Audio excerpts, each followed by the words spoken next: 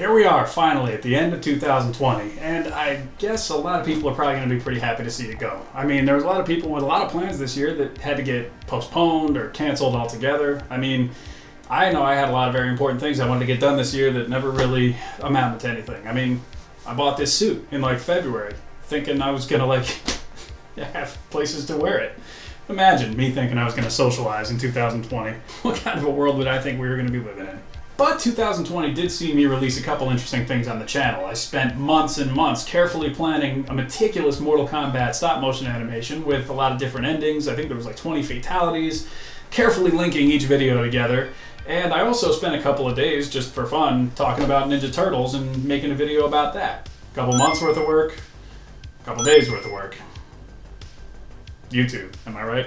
I can tell you though that 2020 actually saw a lot of great action figure releases, and many of them I'd like to talk about here today. Now, there's way too many for me to even really properly talk about. There's a lot I didn't get down to, budget and availability and just, stuff I wasn't maybe necessarily interested in. Doesn't mean it's not a great figure. Doesn't mean you don't like it. Just means that the ones that I'm going to talk about here today are my personal picks.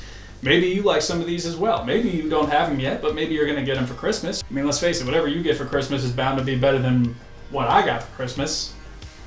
COVID. Yes, I'm serious, but honestly, I'm fine. And, I'm happy to have the paid time off from work, so I'll see those jerks next year. We're doing this now. My name is Captain McKay, and these are my top 10 action figures from 2020. Wait, what's that I hear? Is that bonus content? I think it is. We're going to talk about some runner-ups, too. Top 10? We're giving you more than that on this channel. 10 is what jobbers do. Here's some runner-up figures just to get us warmed up for the real top 10. So let's start with a figure that got a lot of traction this year. We're talking about Spawn from McFarlane's Mortal Kombat line. Now I'm going to be honest with you, I'm not the biggest fan of Spawn as a character. He was never really my thing. But as a design, I always thought he looked cool, and this figure's a good reflection of that. He's in his main costume from Mortal Kombat 11, and the figure was released 3 different times, each with a different weapon. There are variants out there in different costumes, but you're going to want the original one. I think it's really solid. And while we're on the subject of Mortal Kombat, let's look at McFarlane's Johnny Cage figure. After getting Scorpion and Sub-Zero, I think a lot of people came to their own conclusions about the quality of the series being pretty good, but nothing stellar. But I think this is the figure that made me realize there could be some great figures in McFarlane's MK line. Johnny's painted really well, he can articulate a lot better than you'd expect from McFarlane, and he comes with a couple pretty cool accessories that really fit the character. Now, he's not a perfect stand-in for a Storm Collectibles figure, just because of the scaling and the aesthetic not being exactly the same, but if you don't mind that, then there's no reason not to add Johnny Cage to your Mortal Kombat collection. And since we're singing the Todd Father's praises, let's look at one of his other figures. Here, we have the Marauder from Doom Eternal. Now, this guy is easily one of the most divisive characters in video games from 2020, probably tied with Sindel from Mortal Kombat 11. Some people love this guy, others despise him. Whatever your opinion of him in the game, you gotta admit, this is a beautiful figure. The Doomslayer himself was pretty lackluster, unfortunately, but they improved a lot when they made this guy. He comes with his axe, and he's a lot more articulated than the Doomslayer, meaning you can actually pose this guy up a number of different ways. I gotta say, I really like this. There's a bronze version out there too, which I have in the Apartment 9 Doom Shrine. This figure makes me want to see more demons from McFarlane. I think he could pull off some really good figures, but for now, I'm very happy with this Marauder. Moving over to Super 7 for a minute, let's look at Raphael. Now, this is a figure I was very excited about, and once I got it, I really enjoyed messing with it. It's a very distinct series of figures, basically just remastering the original Playmates TMNT line for an adult collector. Now, the mileage varies as to whether people like this aesthetic or not. Personally, I'm only collecting the 4 turtles from this line just because of budget and because NECA's been doing a great job scratching the Ninja Turtle itch for me. That said, this Raphael is a near perfect representation of what an updated Playmates original should be. The other figures in the line look to be made with the exact same love and attention, so I encourage anyone interested to grab these while you can. I'm very happy with Raph, and I'm looking forward to the other turtles being released next year. Marvel Legends has had an excellent year. We'll see a few on the main list, but I wanted to include the retro-carded Gambit and Rogue as runners-up. Now, my main reason for not having these on the main list are basically just down to the fact that they're re-releases of older figures, but don't mistake their lower position on this list for a lack of quality. Gambit in particular is kind of a big improvement over the Caliban Wave figure from last year. The detail on the kinetic playing cards, the hair sculpt being much nicer. If you missed the last one, this one's a much better option.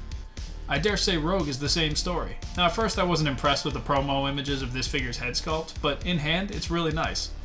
For me, this one's every bit as good as the Juggernaut Wave Rogue from a couple of years ago, and the differences between the two means there's plenty of room in my collection for both. I personally love how many X-Men characters we're getting from the 90s. Keep it up, Hasbro. Last on my runner-up list, SH Figuarts Kaioken Goku. This is a fun figure, and even though there are a ton of Goku figures in the SHF line, this one's very distinct. This figure is basically just a redeco of the Saiyan Raised on Earth Goku with a few distinctions to make it specifically his Kaioken form. He's only a runner-up because, just like Gambit and Rogue, he's pretty much just a repaint, so that's the only reason I'm not ranking him higher. But for an import figure, he can be had for a great price. I'm pretty sure I see him kicking around in Target for 35 bucks. Well worth it in my opinion. So here we go, moving full speed ahead. We're going to get right into my top action figures for the year. Now, as I mentioned before, there was a lot that aren't going to be on here just because I either didn't get them or didn't really have much time to mess with them. A lot of nice ones. There's that Marvel Legends movie Venom and the new Carnage. There's a couple of those Mafex Batman figures that came out that everybody seems to like. I didn't get those, so I can't really talk about them here. So just be aware that I'm not doing a whole industry-wide thing. This is just the stuff I got. If you want to help me with that, you can go back and watch some of my old YouTube videos and, get the numbers up. That'll help. While we're at it, let's get this video popping. I want to see that like button getting hit. I want to see comments about some of these figures we're going to talk about. Or if you don't want to talk about that, start maybe arguing about politics. It'll get the comments going at least, and it'll count as engagement. I'm not going to read any of it, but, just whatever you got to do. Anyway, we're off and running. My top 10 action figures for 2020. Just kidding. We're not doing a top 10. I got at least 15 entries on here, and some of them have even more than one figure. Breaking all my own rules, that's right. Alright, we're starting off the top 15 strong. So strong, in fact, that it's not a single figure, but an entire series. I'm of course talking about Jazzware's AEW Unrivaled line. The first wave in their series dropped in 2020, and for all the fanfare it received ahead of launch, I think the figure's delivered. The selection in the wave is filled with top names, and the articulation and playability of the figures themselves is great. Scale enthusiasts are going to be happy to know that they work well with Mattel's WWE figure line, so you can have crossover matches to your heart's content. Wave 2's just started dropping, and they seem to be addressing any issues the figures have as the line continues. But for their first series out the gate, I think they did a great job. Good stuff here, Jazzwares. Coming in at number 14, and we've got Apocalypse from Marvel Legends. Now this deluxe figure depicts him from the Age of Apocalypse event from the 90s. The figure itself is repurposed from the Build-A-Figure from a while back, but they added enough different variations to make it unique. It matches the design well, and the fact that he released along with a full wave of AOA figures means that you'll be able to put him in with other figures from his timeline. He's an impressive figure, and I think that as more Age of Apocalypse figures come out, he'll be more sought after, so if you're interested, I suggest you grab him while you can. Lucky number 13, here we go. Dark Beast from the previously mentioned Age of Apocalypse series. The evil version of Beast is similar to the standard Beast we got last year, but features a lot of new sculpting to really sell his diabolical nature. Out of the entire wave, I think Beast is the strongest standalone figure, and his overall menacing appearance is very appealing to look at. Again, I advise anyone who's interested to pick up these Age of Apocalypse figures. If Hasbro makes more in the future, this initial wave will most likely become more costly. A great figure for sure. In at number 12, we're looking at Warpath from the Strong Guy Build-A-Figure wave. This is the classic 90s X-Force version of Warpath that I've personally wanted to see ever since we got the 90s Cable back in the Sasquatch wave. Warpath is a much-needed character for a 90s X-Force team, and the figure looks very impressive. The bigger body type really suits him well, and I think he looks great along with the other X-Force characters we have so far. Now here's hoping they continue to build that team to its entirety. Warpath would also look great in his black and silver X-Force costume from the later X-Force run, so hopefully we see that figure brought to life sometime down the road too. At number 11, I have the Grade 8 Vegeta from SH Figuarts. Now this is a figure that ticks a lot of boxes just right. The sheer size and sculpt of this guy are great. I will admit though, the paintwork lacks some of the shading that made earlier SH Figuarts Dragon Ball figures really stand out, but that's really my only minor complaint. The accessories you get are good, and they suit the character well, and the scale, while not accurate, is still imposing enough to be where you could have this guy with your other Figuarts, and he'll be a great addition to the shelf. This isn't actually my figure, this is my roommate's, but don't get me wrong, after messing with it, I'm very tempted to get one of my own. Okay, we're starting the top 10 with the most electrifying Mattel Ultimate figure out today, The Rock. This figure is hands down my favorite Rock figure that we've ever got. The older Walmart exclusive Elite held that distinction previously, and while that's still an incredible figure, the head sculpts and additional hands of the Ultimate make this one stand above and beyond everything we've seen before. The Ultimate WWE line has its detractors. There are still some people who don't like the articulation style and the overall aesthetic of the figures, but honestly that doesn't bother me. I really like the Ultimate figures I have, and The Rock may be the best of the lot. Such a cool addition to my wrestling collection. Really takes me back to being a fan in the late 90s. Great figure. In at number 9, and we're looking at Godzilla from NECA. Now this is the version from Godzilla vs. Biollante, which depicts a very classic Heisei look for everyone's favorite giant walking nuclear disaster. The sculpt work is very well done, and the articulation is great. NECA has taken some steps in the right direction with their Godzilla figures after a few pretty hit-and-miss releases. Sadly, they're not making Godzilla figures anymore, with this being one of their final releases.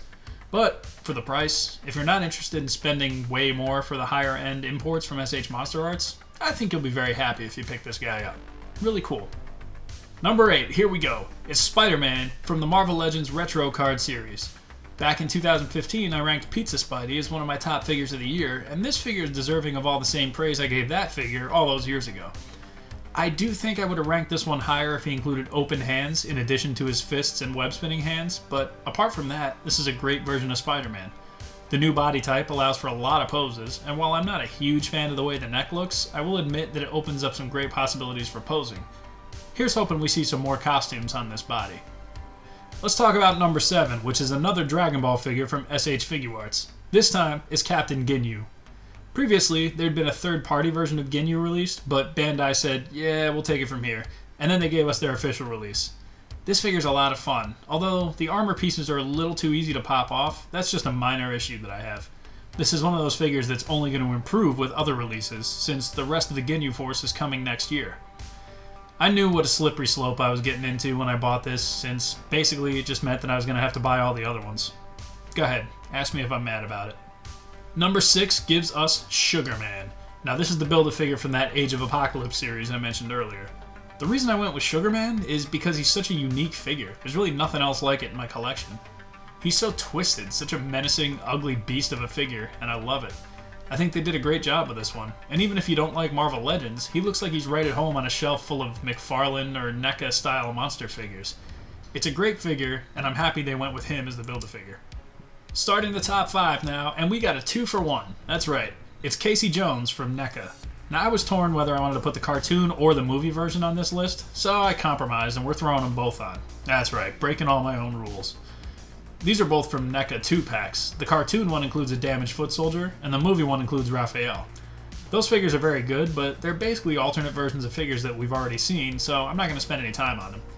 Casey's who we're here looking at. Starting with the movie figure, the detail on the mask and the various sports-themed weapons is second to none. NECA's always good that way. I'm sure most people would have liked an alternate unmasked head, but I'm thinking that we'll probably see that eventually. As for the cartoon version, the fun is through the roof with this guy. He's got that cartoon charm while also packing an arsenal of blunt weapons that all look amazing. There's no denying that NECA gets tons of style points for their TMNT lines, and both of these Caseys are perfect examples of their respective series. In at number 4, it's Raiden from Storm Collectibles' Mortal Kombat series. Now you knew I was going to throw more Mortal Kombat on here. I've said in the past that Storm's Mortal Kombat line's my favorite series going right now, and at last we're starting to see some more unique characters in the line. Raiden is based on his MK2 look with a tunic over his standard martial arts clothing. The removable hat allows for different facial expressions, and the various hands and lightning effects really make the figure stand out. I mean, the figure's not perfect though, the belt's honestly not great, but I replaced it with my own wired cloth belt, and now I'm super happy with the figure. The red exclusive variant also really pops on a display, so whichever version you get, you'll most likely be happy. Great figure all around. Number 3, why don't you take a guess? That's right, it's Scorpion from the same Storm Collectibles Mortal Kombat line. This is the San Diego exclusive, featuring the updated version of his classic look as depicted in Mortal Kombat 11. I did a whole long review on this guy, but to summarize, this is very similar to the first Scorpion figure in the line, with a few improvements and different accessories. Personally, I really love what they did with this one. I did point out some things that I wish they improved on in my video review, but if you want a Scorpion figure that has that classic iconic look, this is easily the way to go. Really excellent figure. The silver medal in 2020 goes to NECA's Toka and Razar from Teenage Mutant Ninja Turtles 2. These were must-have figures for me going all the way back to when they first got shown. NECA absolutely crushed the details on these two. The unique sculpts, accessories, they're all second to none. When NECA wants to make incredible figures, there's nothing standing in their way. And these figures push the envelope, adding lots of extra details to things like chains on Razar's armor and eyebrow articulation on Tokka to make him even more expressive. These guys bring even more display options to your movie TMNT from years past, and hopefully it means the line will develop even further. Maybe we'll get Tatsu, or a Shredder in the purple gear with his saw blade helmet to go with these guys. I know we have Super Shredder, which sadly I don't have yet, or else he'd probably be on this list somewhere. But as it stands, these are masterpieces. Any other year, they'd probably be number 1 on my list, but this year, number 1 belongs to the King. You already knew this was coming. King Kong is the reason I'm so interested in stop-motion animation and giant monsters. So with previous versions of Kong released in figure form, I've always been very satisfied, but this year, NECA took me completely by surprise with this beautiful piece that delivers above and beyond for me. Kong's an incredibly impressive figure with plenty of articulation. Now what he lacks in accessories, he makes up for in detail. The head sculpt looks absolutely spot on to the 1933 original movie, and the additional head he has is a totally original design for anybody that wants a more unique look. The articulation's handled very nicely for a figure of this size, and the paintwork, while pretty minor compared to some of the other figures we've talked about, is very well done. I did a longer review of this figure a while back, which you can check out if you want to see how he compares to some other Kong figures. Maybe I'm biased, and maybe this figure isn't technically as good as others we've discussed, but for me personally, this is it. Kong, the 8th wonder of the world, and my favorite figure of 2020. So there you have it, my personal top figures of 2020. What do you think? You got some of these maybe a little higher or lower on your list? Maybe you have different figures altogether on your list. Do you agree? Do you disagree? Any surprises? I mean, realistically, this is the internet, so not only do you disagree, but you're probably already in the comments telling me I'm stupid and, I don't know, like a virgin or whatever people write in comments. It's fine. Whatever. Like I said, engagement. But maybe you got some figures in mind that were your favorites that didn't show up on my list, or you want to talk about some of the ones that were on my list. Leave a comment. Let's discuss. I'm curious to hear what you think. 2020 wasn't great for a lot of people for a lot of reasons, so I'm hoping 2021's a little nicer for everybody. At the very least, we're going to get more sweet action figures. There's a bunch announced already I'm looking forward to, and, you know, as a collector, I'm assuming you're a collector too watching this. If not, I don't know how you made it this far, but thank you. There are a lot of good things to look forward to. Hopefully it's not all bad in the future. I'm looking forward to things hopefully being on the upswing a little bit. That would be nice, and I think we kind of could use it. Anyway, Merry Christmas, have a great holiday, have a great New Year. Follow me on Instagram if you want, and I'll catch you in the future. Later on.